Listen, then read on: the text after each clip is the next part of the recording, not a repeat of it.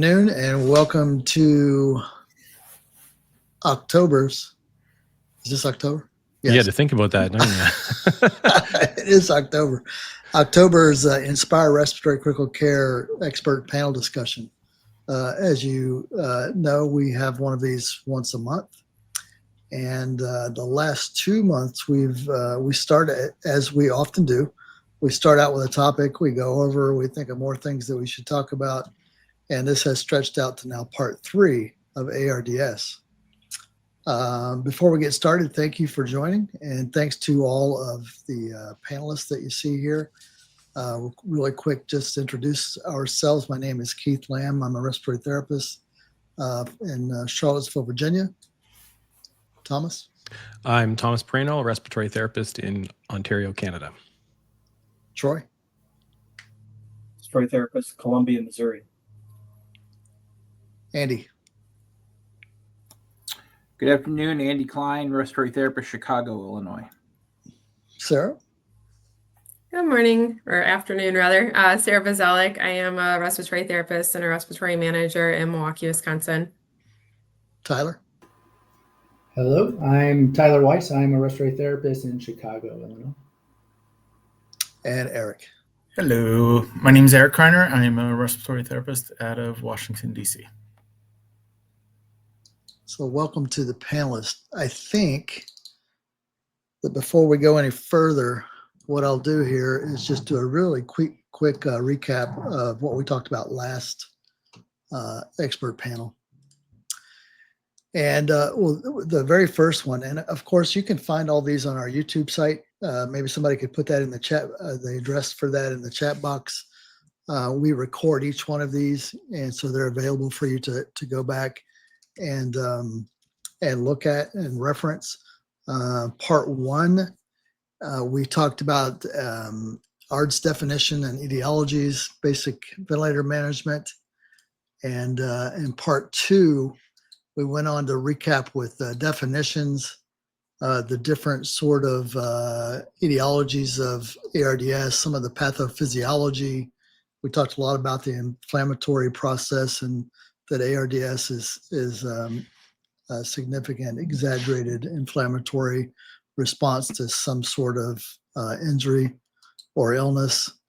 We talked a little bit about imaging. We talked about tidal volumes. We talked about mortality of ARDS, no matter where you're at in the country or anywhere you're at in the world, is about 40% still for moderate to severe ARDS.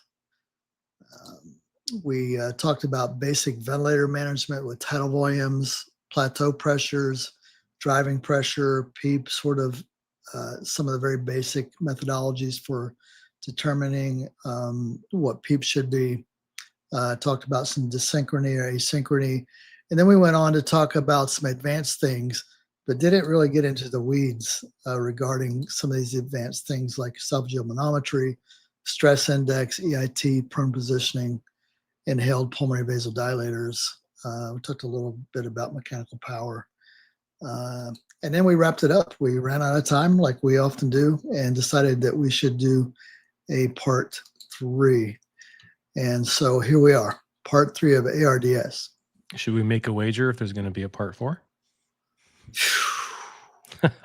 I would not bet on that one way or the other, to be honest with you. Yeah, that's fair. So you see the slides here. Again, it's the sort of what I like to think of as the charm of our methodology here at Inspire and for these panel discussions is that we don't follow a rigid agenda or guideline, and we don't present a lot of data. We just discuss. That's why we call this a panel discussion, is because we have put together a group of people that are experts on all these topics, and so that's what we're going to do. So you see our first slide there. We talk about the overview and presentation goals. One of which is to talk about advanced monitoring techniques, neuromuscular blockers, and sedation, and transitioning to liberation. Somebody want to just take off with this? Thomas? You want me to start with these subjects? Yeah, sure. Or wherever All you right. want to start. Sure. I mean, advanced monitoring is one of the things that, typically it ends up reserved for academic sites for not because it has to. It's just typically they may have more resources, and most of these advanced techniques involve technology and or tools that may not be readily available in tertiary centers. So let's start with transpulmonary pressure. I think I wasn't at the last one, but I know that we kind of touch on it all the time as we go along, as we talk about transpulmonary pressure and the true distending pressure of the lung. And of course, measuring transpulmonary pressure requires the placement of an esophageal balloon. So you have to not only have the catheters available to you, you don't have to have a ventilator that has integrated transpulmonary pressure. You could use an ICU monitor. For years, depending on which ventilator we used in our ICU, we would either use the ventilator or use the ICU monitor. One of the challenges with that is that ICU monitors report pressures in millimeters of mercury, so you'd have to convert to centimeters of water in order to calculate transpulmonary pressure. And for those who are unaware, transpulmonary pressure, this simple calculation is just airway pressure minus esophageal pressure, and the esophageal pressure is a surrogate of pleural pressure. So rather than sticking catheters into patients' lungs, or into their thorax, I should say, not their lungs, into their thoracic space, we use an esophageal catheter to approximate the pleural pressure. Some of the challenges with that is that the esophageal pressure, the catheter placement, typically is, if you were to look at a cross section of the chest like a CT, the catheter does sit closer to the dorsal lung regions. So in terms of setting PEEP, it's a good place to have that catheter, because essentially if the pleural pressures are elevated in that area of the lung, you would try to counteract that by increasing PEEP to match that pressure that is measured in the esophagus, as it represents outside of the lungs, but still in the thoracic space. It does require proper positioning of the catheter, but this would be good esophageal pressure. I think we did have a whole session on this at one point. Correct me if I'm wrong, Keith, but I think we did. We did. But essentially, it represents the dorsal lung region. So one of the limitations is that if you're trying to measure things like lung stress, the amount of stress that might be felt by the lung, or the true distending pressure of the lung, if you're using the directly measured values, it does represent the dorsal lung regions, and it kind of underestimates the stress that is reflected in the ventral lung regions, which would be the baby lung, the areas that are least affected by collapse and consolidation in a patient who's lying supine, for example. So there's other methods like calculating the elastance-derived transpulmonary pressure, which I think we also discussed. But this is a readily available tool. I would argue, in my humble opinion, knowing that I've used it a lot and I have pushed use of it a lot. If you ask me which patients, if you ask me if every patient should get transpulmonary pressure measurements now, with what we know of driving pressure and what it represents, et cetera, I would argue that if you have obese patients, if you have a large number of obese patients in your patient population, you should 100% be using esophageal pressure to guide PEEP selection in the patients, particularly in the acute phase. I've just seen so many times patients transferred to hospitals I've worked at that were obese, and they were on what they thought were moderate levels of PEEP, like 12, 14, 15, and we put an esophageal balloon in and realized that 20 is the minimum amount required simply to restore FRC in these patients. And you see this drastic change in their respiratory system compliance when you target PEEP levels that match the pleural pressure. So I highly would recommend using it if you have a large obese population, no pun intended.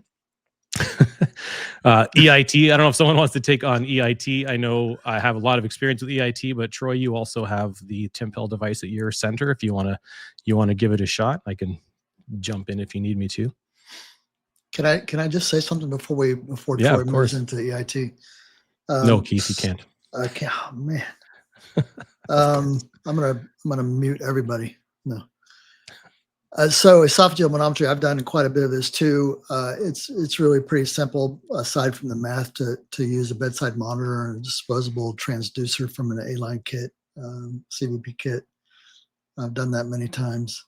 What are your thoughts, and anybody can answer this before we get into Troy's EIT discussion. What are your thoughts on some of the early literature about using BMI to determine PEEP instead of an esophageal balloon when you don't have it? I mean, I have thoughts. What are those? So I recall years ago there was a poster. The person presenting the poster at ARC was very nice, very kind. I was one of the people that were, I was one of the moderators, I believe, of this poster session. And one of the things that is confusing in the literature is when people see correlation graphs, for example, they'll see, they'll see like a p-value of like 0.0003, and they think, wow, that's really well correlated. We can just use BMI or BMI plus 4 or times 4 or whatever it's not BMI times 4, divided by 4 or whatever. Divided by 4. Yep. Yeah, divided by 4. So there's a significant correlation, but when you look at for example, the correlation coefficient, you may see a value that is very, very low. And so therefore, although there's high correlation, when you look at relationships or even linear relationships, a high correlation in terms of a p-value doesn't mean that the value can substitute the value that it is correlated with, not without some significant assumptions. So it has limitations. And I would say that if you require setting your PEEP with BMI divided by 4 a lot because you have a lot of obese patients, it's worth the investment in understanding how to use transpulmonary pressure, in my humble opinion. Will it get you to a higher PEEP level more quickly than just assuming you have to follow like a low PEEP table in ARDS? Probably yes. So is it better than not having anything? Sure. But I would argue that if you have a lot of patients you're needing to do this with, you probably should look at or talk to your ventilator manufacturer if you have auxiliary ports. If they provide or can recommend esophageal probe catheters or provide some training, I would highly recommend being more accurate with your selection in PEEP. That's just my opinion. Eric, Troy, Sarah, Andy, anybody want to add? I agree. I think it totally underestimates it.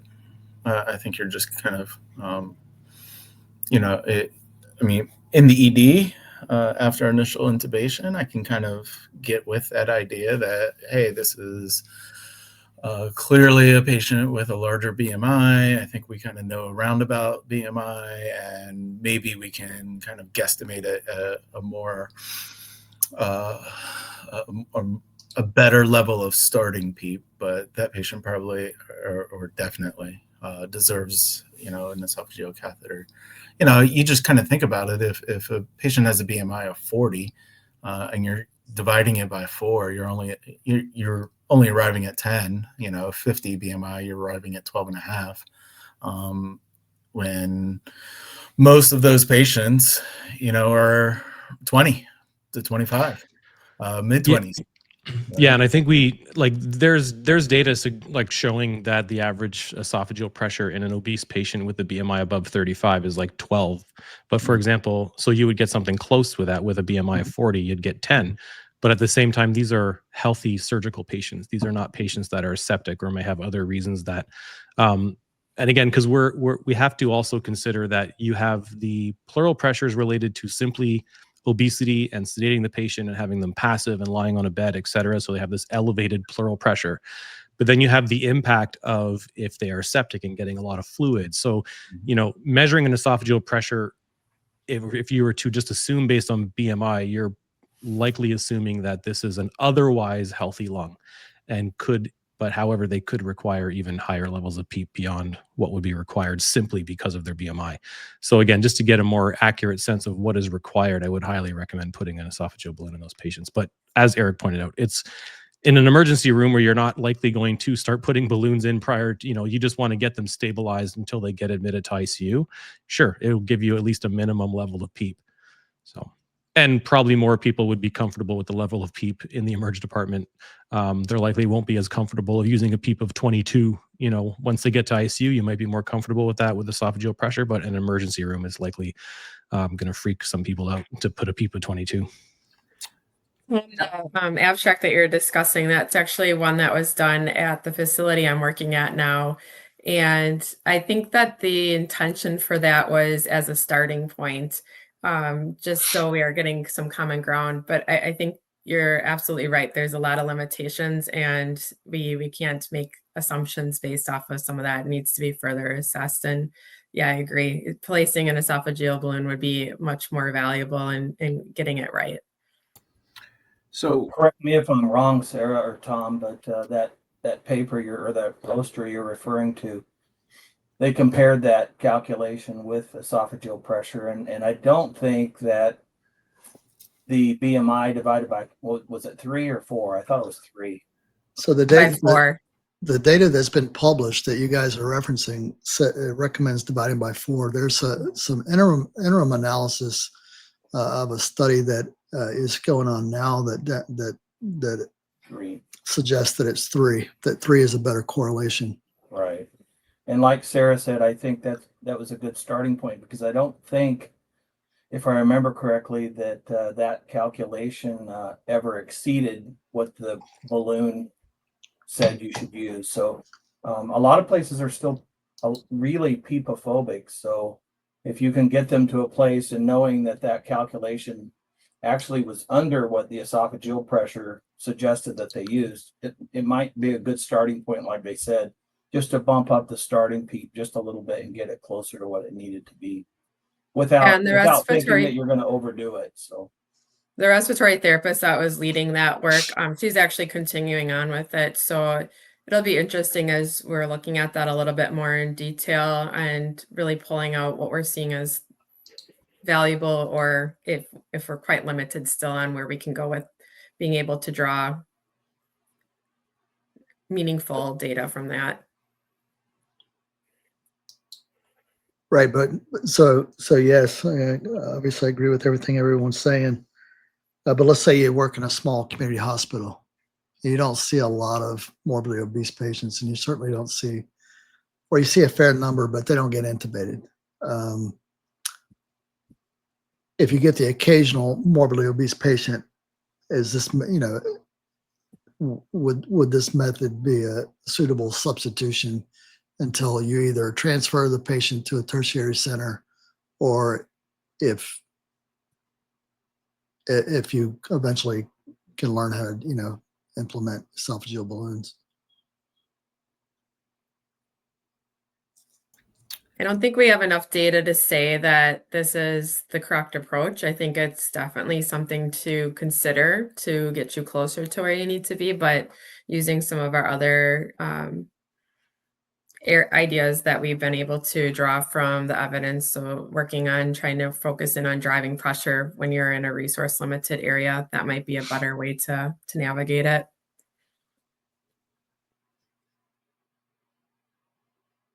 Anyone else have anything to add? Esophageal balloons. Keith, I was just going to add a point that I think Troy just glossed over. What do you guys say to that point that a lot of physicians, a lot of institutions are still very PEEP phobic? Because I think, at least I can speak to my experience, and I'm sure Tyler can echo this. A lot of these patients that we've used esophageal manometry on, we've arrived at an optimal PEEP well north of what anyone would consider a comfortable level of PEEP. And we work in a pretty, I guess, respiratory friendly facility where they pretty much let us do what we want. And even here we get pushback from some of these extreme levels of PEEP that these patients seem to need when we're overcoming a large chest wall compliance as well as decreased lung compliance. Do you guys have any thoughts on, that? I have some suggestions simply because I went through this years ago when we initiated esophageal pressure at the first hospital I worked at where we initiated it. We were a bariatric center, so we saw a lot of bariatric patients. And essentially what I started doing was just making sure that I collected case data. So I had published 2 case reports on these patients, but I had collected case data on so many more patients that just, would have been boring for me to continue to try and publish case reports of every single patient. So I would just collect them and I put them. I actually had a PowerPoint presentation at the time. I don't even know where that might be now, but it was just called transpulmonary cases. And it was just a number of cases where we, like how we received the patient, how they were managed in the first 24 hours or 48 until we had put a balloon in, and then the immediate response afterwards. And then I would follow these patients and collect their data basically until they were extubated, and just summarize it in how we manage these patients. And it's a matter of education because you can say, listen, you might be fearful of this, but we've seen this before. So then when you put in a balloon and it says the patient needs a PEEP of 28 and someone's like, that's ridiculous, I would never set PEEP higher than whatever 20, you can say, okay, well, check out these cases. We've actually done it 3 times now, right? So as you collect this information, again, you don't have to publish it so much as you just need to present it like, we've done this here. This is not new to us, believe it or not. And this is particularly helpful when you get new fellows, for example, rotating through your ICU, like critical care fellows that for sure probably, haven't heard of this. They may have had some education talks where they talk about PEEP and where it's typically set. And so providing this information, I think, is extremely helpful. It definitely helped get us on board, us meaning the overall physician group as well as the RTs. So if it said 28, people really didn't freak out. If it said 24, they'd be like, this is a walk in the park, particularly if the patient was similar to a previous one. So we would collect things like their weight, their BMI, et cetera. And it really, really helped with getting people over that fear of PEEP. So we're talking about ARDS today, right? So let me ask you one more last question about esophageal manometry.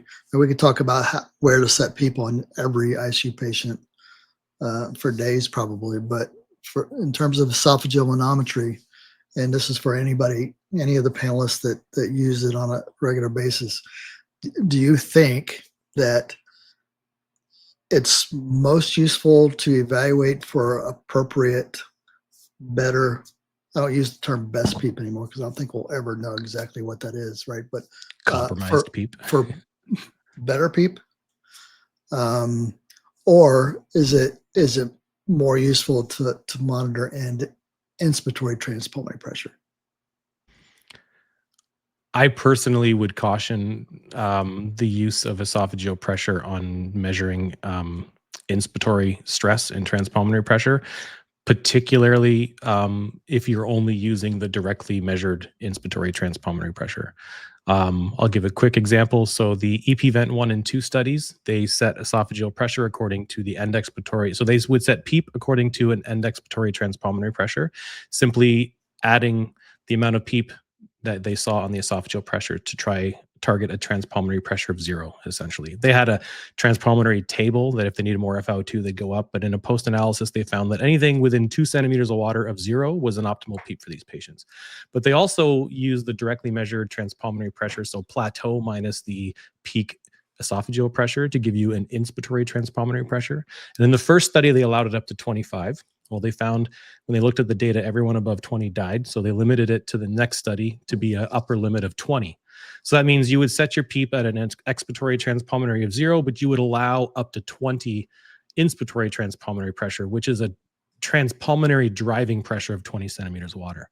Well, then they published a post-analysis of the previous work and found that a transpulmonary driving pressure greater than 10 was associated with worse outcomes than less than 10. So it's constantly been evolving, simply because what I mentioned earlier, that if you're using the directly measured, the catheter is sitting in the lower part of the chest. So it's underestimating the healthier part of the lung. So when they've looked at the data, they found that, listen, the lower inspiratory transpulmonary pressure you have, if you're going to use directly measured, limit it to no more than 10. So essentially less than 10 would be best. But then they've had a number of studies looking at the correlation between this driving transpulmonary pressure and just simply respiratory system driving pressure. And you come to kind of the same conclusion that if you limit your respiratory system driving pressure, essentially 14 or less would be ideal. In the current 3rd version of the EPVent trial, they're not calling it EPVent 3, they're calling it the PREVENT-VILI study. They're using, rather than using inspiratory transpulmonary pressure now, they're not using it in this study. They're just using driving pressure of 12, actually. So 12 is the upper limit. So it's constantly evolving to the point where even the group that used this in 2 randomized controlled trials, the first one being less than 100 patients, the second one being more than double that, it was over 200 patients. They've evolved to the point that now in their newest study, they're not using inspiratory transpulmonary pressure directly measured at all. They're just going with respiratory system driving pressure as their safe ventilation limit. So they're just using it now to set PEEP. So I would say if you're going to use esophageal pressure, use it to set PEEP, and then simply look at your respiratory system driving pressure to determine whether or not your ventilation after you've optimized PEEP is potentially injurious or not. That's my 2 cents. Eric or anybody else have anything to add to that? I'll buy it. You'll buy it for how much? That was what I think Tom basically just said everything I was just going to say. So good job. Oh, sorry, man. No, I'll you're shut okay. up. I'll shut up next time and just pass the buck. No, you're okay. I say that all the time.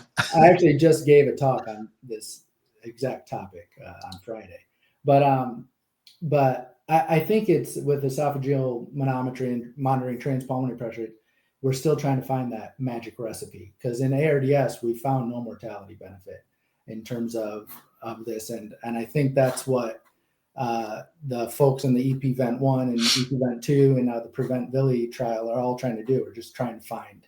We keep finding pieces like the end expiratory transpulmonary pressure of 0 plus or minus 2. In the first trial, it was 0 to 10, then 0 to 6. Yep. Now 0 to, now they found, okay, improved survival if we target those in 0 to 2. There were also the post-hoc analysis of the EP-Vent2 also found improved survival in maybe the less sick ARDS patients, Apache scores less than 20. So it's almost still trying to find that perfect patient population plus what do we target. So it'll be interesting to see what the Prevent-Vili study comes out. Yeah, and I think the other issue, which has been highlighted in both of the most recent ARDS guidelines, both the ERS and the ATS ones, more recently published, is that none of these studies have assessed recruitment potential prior to randomizing the patients to an arm.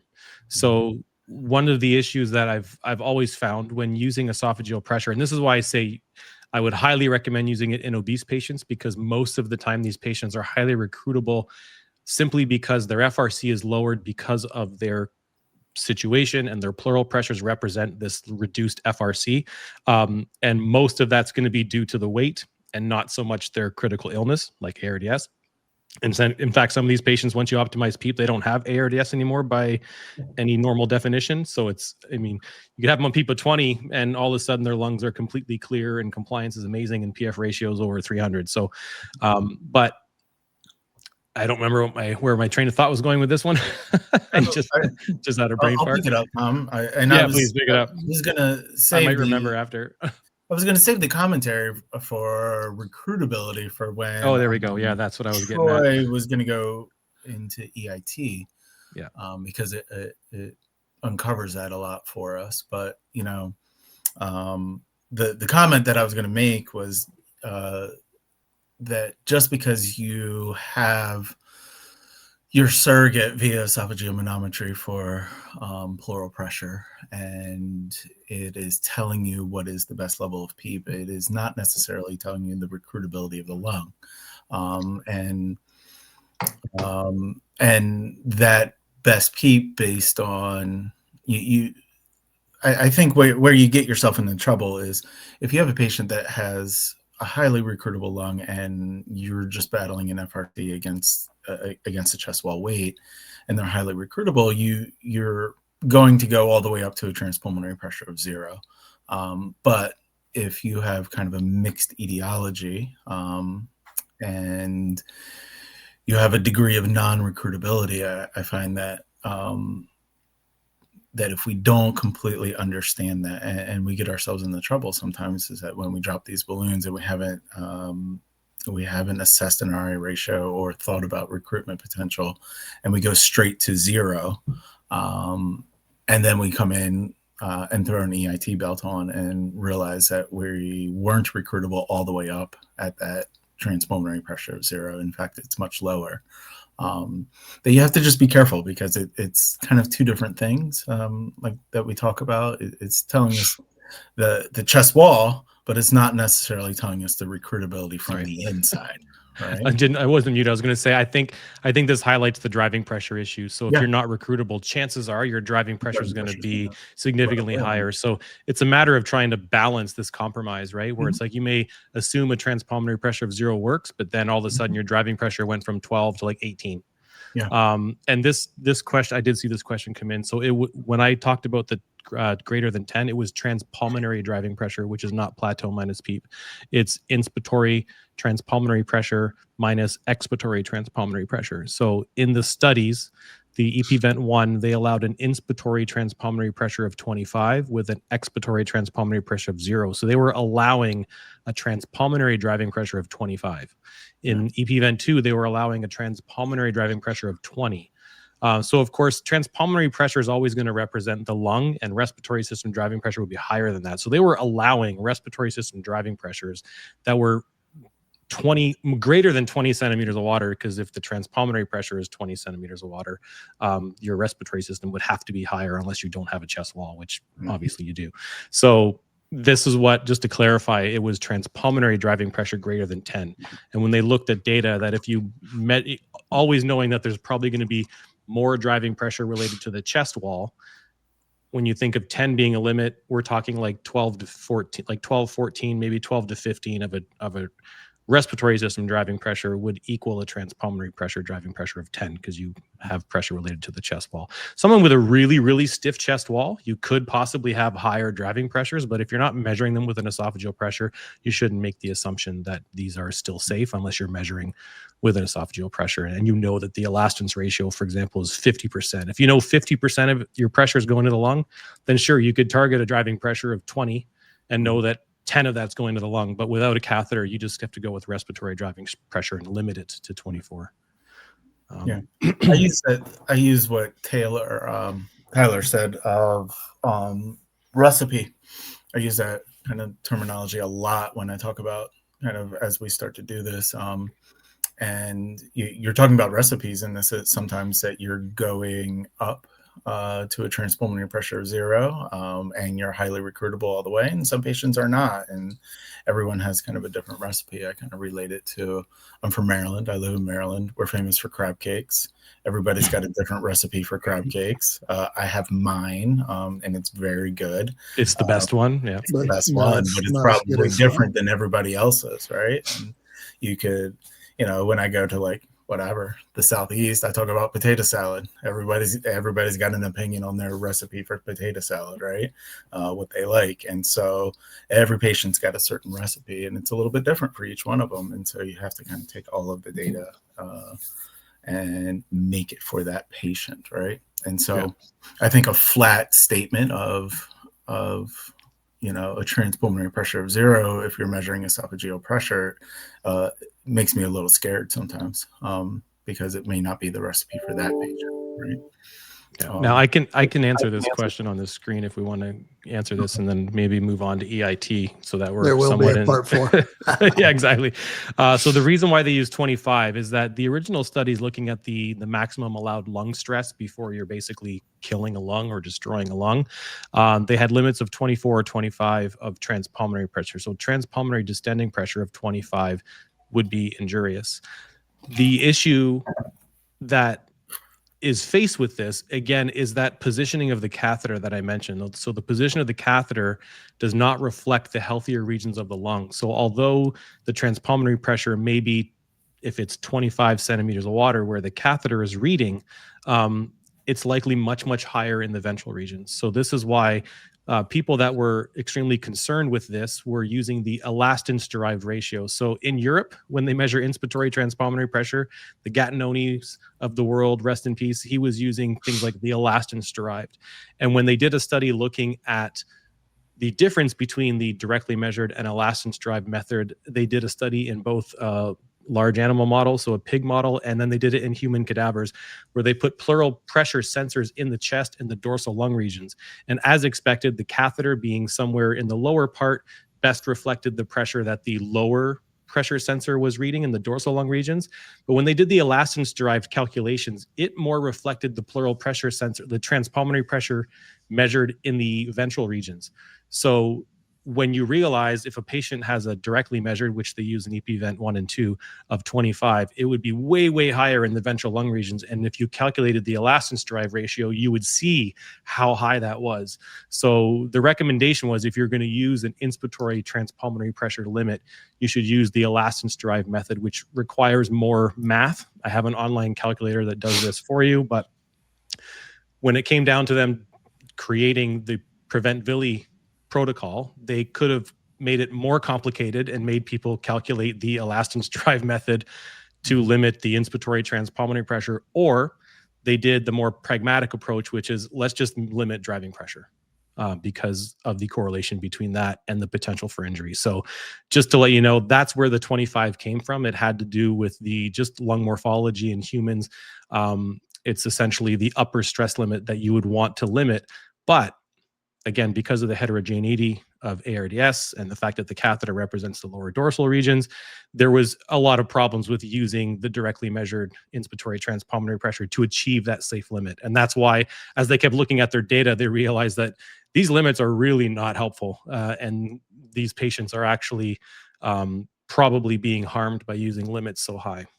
And it kind of, I think this is part of the reason, well, we assume this is part of the reasons why they had no difference in outcomes when they looked, when they actually studied it, but we'll never know because now the next study, they're not using inspiratory, they're just going to use driving pressure, which I think is a better approach. More pragmatic for sure. So as always, I'm going to wrap it up before Troy gets into EIT. However, we always like to try to bring this back to what is the most practical thing for the bedside RT to do. Is it your opinion that we should just be using a conservative driving pressure, plateau minus PEEP? That's something that everybody can do, right? Yeah, I think probably most of us on the panel would agree that we should monitor inspiratory transpulmonary or inspiratory driving pressure, like respiratory system driving pressure. Having said that, I think most of us would also agree that we don't have prospective randomized controlled data that purposely making changes to minimize driving pressure. We don't know if that's beneficial. And part of the reason is we don't know which parameters should you change to lower driving pressure, right? You could lower tidal volume and that will lower your driving pressure, but is that going to create more problems? If your PEEP is not optimized, you're going to end up with more atelectasis. Are you going to end up with issues with gas exchange due to using super low tidal volumes, like 4 mils per kilo or lower, just to get your driving pressure down? Or do you titrate PEEP to get driving pressure down? Like there's so many variables. So there is a large randomized control trial ongoing now called the Drive RCT. It's part of the Practical platform, and they're trying to answer this question. But one of the smart things they're doing is they are stratifying patients to whether or not they have stiff or non-stiff lungs at the start, because there's already been some studies that have been published looking at driving pressure that found no benefit to limit it. But most of the patients had normal or not normal, they had decent compliance or low driving pressure prior to it. So essentially when they were limiting driving pressure, many of the patients in the driving pressure group, they didn't have to do anything because they already had low driving pressure. So the question is, what about if a patient has stiff lungs? Is it beneficial in those patients versus ones that don't have that stiff lung? So they're calculating something called normalized elastance, and they're stratifying patients in the randomized control trial. So maybe we don't know yet, but I think all of us would agree we should be monitoring it, and particularly when you're making changes. So if you are adjusting PEEP, pay attention to your driving pressure. If your driving pressure is going up and it stays up, it's okay if it goes from doing the right thing. Right. But I will argue if it goes from like 9 to 12, this might be okay. When you adjust PEEP, there's always a compromise, right? So you may recruit some areas, maybe over-distend other areas, but is the over-distension and the recruitment, is it balanced? And I would say that if your driving pressure goes from 9 to 12, I wouldn't freak out about it. It's when your driving pressure exceeds the limit that seems to be associated with worse outcomes. So once you get over 14, I would likely start looking at that and start considering that perhaps this is not a beneficial move in the right direction. So there may be other ways. Let's take that opportunity to move into EIT. Troy. Just curious, any of the panelists using EIT besides Tom or anybody in the chat? Has anybody used it, or do they have it available there? We are. Okay. We are. Who was we? I didn't see. Eric, in DC. We have it Tempo. Yeah, we're just starting. So, but All right, just curious because I have a feeling it's a technology that's not readily available to a lot of people other than academic centers. We've had ours for a couple of years. You can actually see it in the background here. I don't want to jinx myself, but we're actually at a lull right now. So I shouldn't say anything, but it is EIT, somewhat of a cost prohibitive device. Yeah. Yeah. Yes, it is. But it's getting a lot of attention the last couple of years for sure. It's a bedside, it's non-invasive, it's radiation free. It can help determine, it gives you actually dynamic lung compliance and real-time lung mechanics. breath to breath. It'll show you the distribution of ventilation, right to left, anterior to posterior, upper, lower. It shows what happens when you make ventilator changes, either volume changes or PEEP changes. If you have a passive patient, it incorporates a flow sensor where you have breath by breath driving pressure, breath by breath compliance. And it has a PEEP titration tool that's fairly unique, that not only shows collapse, but it will indicate when you start to overdistend. And you know, there's the big debate among critical care clinicians, what's worse, collapse or overdistension. We have that debate here quite often. I have an opinion that I won't share unless I'm pushed, but it really, EIT helps balance collapse versus overdistension, and helps guide you into making a more informed decision on where you might set your ventilator up as far as tidal volumes and PEEP. Tom, I think you probably might be able to reference this, but I know it's been compared with was it dynamic CT, and it has good correlation. It's the temple belt. I think it uses 32 electrodes. It's a 5 centimeter belt. It picks up 5 centimeters, above and below the belt, so you get about a 15 centimeter swath. The correlation is quite good, I think, with dynamic CT. And yeah, I think, the original validation studies done with CT all show that it was extremely useful. Like the distribution of ventilation is similar to what ventilation would be distributed on a CT scan. The limitations. So there's two things with imaging like this, with tomography imaging.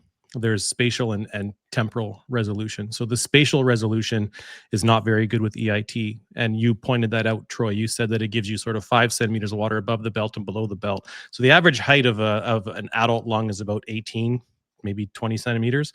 So it'll give you 10 centimeters around the belt. So it does represent more of the lung than just where the slice is. Whereas with CT, the slice that you are looking at as you scroll through, that is the slice, that is the full image of that it represents. So the spatial imaging is higher with CT, therefore it can be used for diagnostic purposes.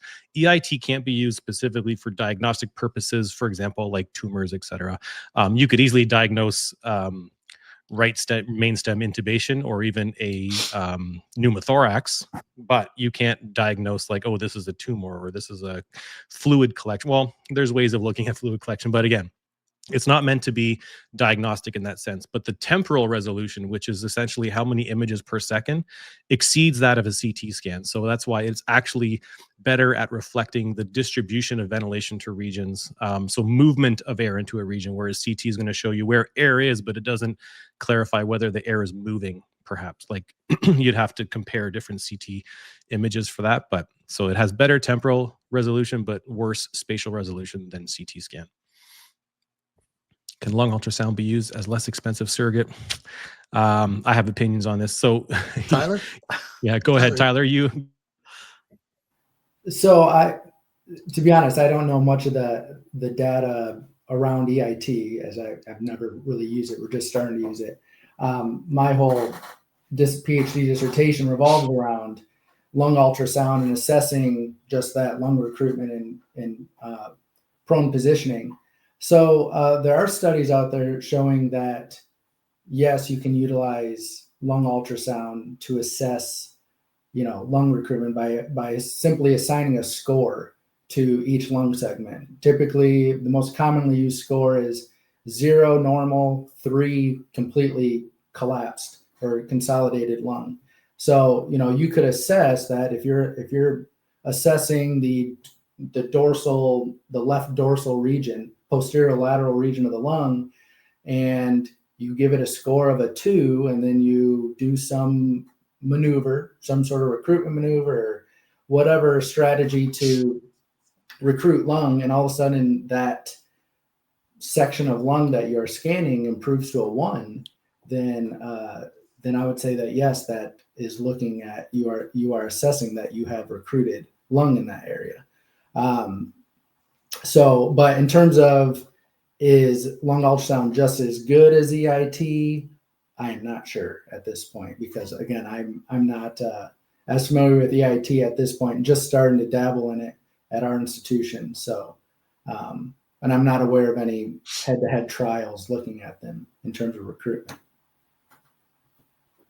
Just off the top of my head, thinking about ultrasound, I think it does play a part, can be helpful, but if you have a prone patient or you have a patient in the supine position, can you really see what's going on the other side with an ultrasound when you'd have to move them? That changes things. With an EIT belt, you actually see breath by breath where that distribution of ventilation is going. So I'm not sure. It's a good question, Nick. So EIT will show you multiple regions at the same time for distribution of ventilation and changes as you adjust things like PEEP, whereas lung ultrasound is only showing you where you're holding the probe at any given time. The other thing is, if you have the ultrasound probe on the ventral regions, for example, and they look normal, you can't really tell if they're being over distended because they're just going to have a good aeration score, right? Yeah. They're not going to have B lines, or they're not going to have C markings. They're not going to have anything like that. So if your dorsal lung regions, as you increase PEEP, you can see if there's an improvement or recruitment in that area with lung ultrasound. So that's a good utilization of it. But again, you'd have to continue to move it around the chest to see if one region is responding and one isn't. With EIT, you could increase PEEP and realize, well, one side is opening, the other side's not. And now there's significant overdistension in another region of the lung. So you can assess loss of compliance to a region and the degree of that. And maybe, Troy, you can describe the crossing point, and I'll find an image to throw up onto the screen there for you. But just before, sorry, Troy, before you start, Tom, you made a really good point with lung ultrasound. And actually, in my my dissertation, which hopefully will be getting published here very soon, the paper where myself and actually Andy helped me ultrasound. I don't even know, hundreds. We did so many ultrasound scans on prone patients, but interestingly enough, those patients that in my study that did not succeed in prone positioning failure, they actually had a much more improved lung ultrasound score in some respects. And that's because of exactly what you said. There were some ventral regions that looked normal. But then when we actually looked at that and compared to the compliance drastically decreased. So we were probably seeing very overdistended ventral units. So I don't think lung ultrasound, and actually that's what I will be stating in my papers, that lung ultrasound is not like just use that and one, as long as you see recruitment, you're good. You need to look at it. It's just another tool in your toolbox to look along with physiologic changes that are occurring when you're doing these things. So that's where EIT, I personally think EIT is the future. But lung ultrasound, something that's readily available. But just if you are going to use lung ultrasound, don't ignore the physiologic changes that you're seeing on the ventilator. So you were talking about the crossing point, Tom. There's a PEEP titration tool on the Temple where you manually adjust the PEEP downward, like a downward PEEP titration. We usually start 5 or 6 centimeters above where we have our set PEEP already and work a little bit below it. And at the end, it will show you where your best compliance is, the PEEP where your best lung compliance is, the PEEP where you get the least amount of overdistension, and the PEEP where you get the least amount of collapse. And it tries to balance those three things and suggest, they call it the crossing point, where you get the best compliance with a balance between overdistension and collapse. And it tries to suggest a PEEP level that does that. And you can talk about what you have up there on the screen now, Tom. Yeah, so this is just different software. This is a similar, it's the same idea. I'm actually loading up some Timpel examples as well, but just to show you, essentially, this is a PEEP of 26 starting down to a PEEP of 18. There's more PEEP selection, but I just have these selected for the purpose of this. You usually want more PEEP, so you want to do a decremental PEEP trial. The more PEEP steps you have, the more accurate the crossing point will be. And basically what the crossing point is representing is that when you start at a high level of PEEP, this is the highest and this is the lowest, and they simply become the reference point. So you'll notice it says 0 down here in orange, and over here it says 0 down here in white. This is suggesting that there's 0 collapse at the highest level of PEEP and 0 overdistension at the lowest level of PEEP. Now, this is not entirely true. It's just these are the reference points. And what it's showing you is that compared to a PEEP of 26, there's a 12% loss of compliance on a PEEP of 26 compared to a PEEP of 18 in this example. And this 20 here suggests that there's a 20% loss of compliance at a PEEP of 18 compared to a PEEP of 26. So as you are decreasing PEEP, it's mapping out these areas. And then when you do the analysis, it shows you the crossing point where you have the balance between collapse and overdistension. So we think this is the optimal placement for PEEP. There's ongoing studies looking at, do we want a PEEP that has less overdistension or less collapse, or is the crossing point the optimal setting? Right now, most agree that the crossing point is the most compromise you're going to get with PEEP, and likely the best. And in many patients, that crossing point is typically, you end up typically where you have less than 10% collapse and 10% overdistension. Just as an observation, we've noticed that a lot of patients, the crossing point, you end up with 10%, less than 10% of either of those issues. So it really does become a compromise. This is another example here. Did it just change? Yeah, it did. So this is another example here with the Timpel device, just showing, similar graphics here, but you can see this would be the collapse graph, and this is the overdistension graph. It also overlays the respiratory system compliance. And I just want to point something out, because sometimes many people that use decremental PEEP trials in the past, we've used respiratory system compliance. In this example here, from this PEEP level to this PEEP level, the respiratory system compliance doesn't change. So the question is, would you set it here or here? And this is what's interesting, what EIT tells you. So at this PEEP level, for example, there's very low collapse and very low overdistension.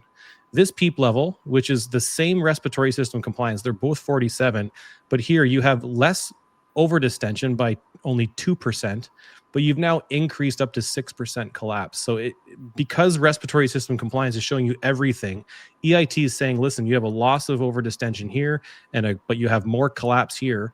The compliance doesn't change because it's showing you globally the combination of the overdistension and collapse. So it's not nearly as useful as we once thought it was. Once we started using EIT, we realized it's not as useful information.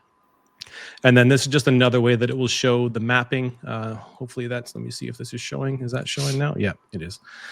So this is just showing that you have overdistension. So it's at the highest level of PEEP. In this example, it's 20.8. So it's measuring PEEP rather than a setting. So we have 20 here, and it looks like going all the way down to 6. And you can see the white areas highlighted are suggesting that there's a loss of compliance in that area, or they label it as hyperdistension. As you go down, you'll notice this level here, PEEP of 14.7. This is likely the crossing point in this patient example, because once you get to here, you have an increase in collapse up to 6%. And then is this the same patient, by the way, Eric? Is it? I'm just quickly looking at it. Yes, it is. It's the same patient. So I see 6%. So yeah, it looks like 14 is the ideal PEEP, and you can see at 14, essentially the graph looks the same on both sides. And then here you have that increase up to 6% collapse with 1% hyperdistension. And as you continue to lower PEEP, you can see it's getting worse and worse. So two different ways of looking at it. There's this graphic way, and then there's the crossing point way. It's just really useful information. But as we mentioned right at the start of talking about EIT, it's a little cost prohibitive. But if you are at a center that gets the device, it's really changing how we understand the complex patient at the bedside, in my humble opinion. And one little anecdote about this patient, I just don't have I don't have it graphically to show you. His esophageal pressure was measuring 22, and we did RI on him. He was not recruitable at all. EIT belt showed us that was our best PEEP, and if we had gone all the way up,